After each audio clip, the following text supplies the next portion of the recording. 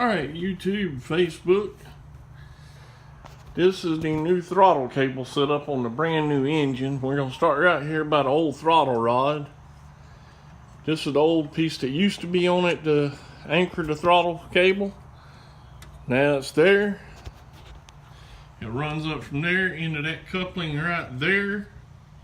Comes out of that coupling right there, back into the tube, comes up, which I'm going to shorten it yet.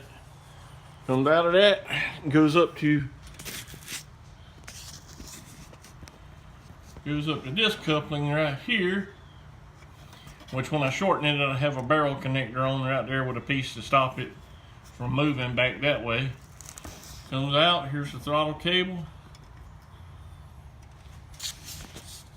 Comes over from there into this piece right here. Now, you see it there? Here, let me move the air filter out the way so you can see it in action.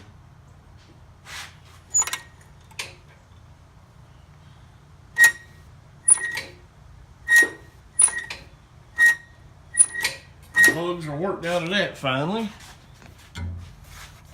I'm going to set this air box back over it is so bugs and critters can't get up in there for right now.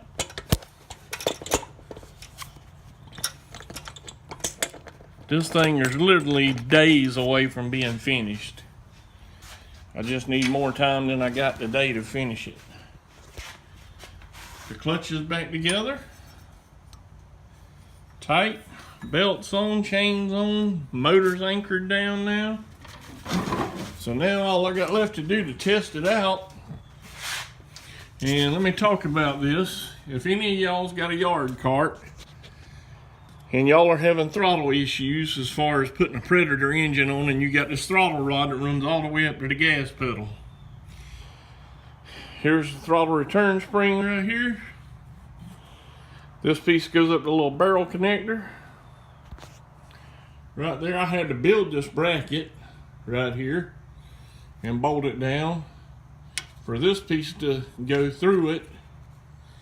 And then up here, this red bracket right here on the Predator came from Sox Racing go-kart place over off of Platte Springs in West Columbia, or not West Columbia, but yeah, West Columbia. A buddy of mine provided me with that, as well as that piece right there, that bracket, this red bracket, and a new clear throttle cable. And this is all part of that piece too. I had to get all that just to figure out how to make a throttle work on this thing, the proper way of making it work. Now, like I said, the cable's still way too long right now. So when I finally get it started up and know that all the bugs are worked out of it, I'm going to take the throttle back apart and I'm going to shorten this cable considerable. I'm going to make it all one flow piece of cable, and I may even make a bracket right here off of the seat, turning it into there and making it more aesthetically pleasing, if you may. I'll make some kind of bracket right there, probably. Like I said, it's been a long, drawn-out process to find all the pieces and parts I needed for this project, because I just didn't want to half rig it and put it together, you know, and send my grandson out riding it. I wanted it done right, so that's why it's taken me all this time to locate manufactured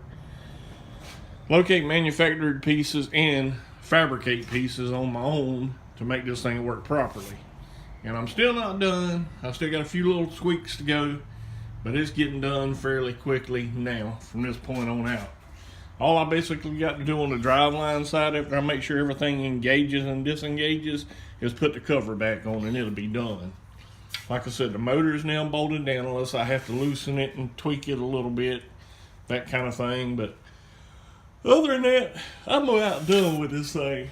Catch y'all later. Bye.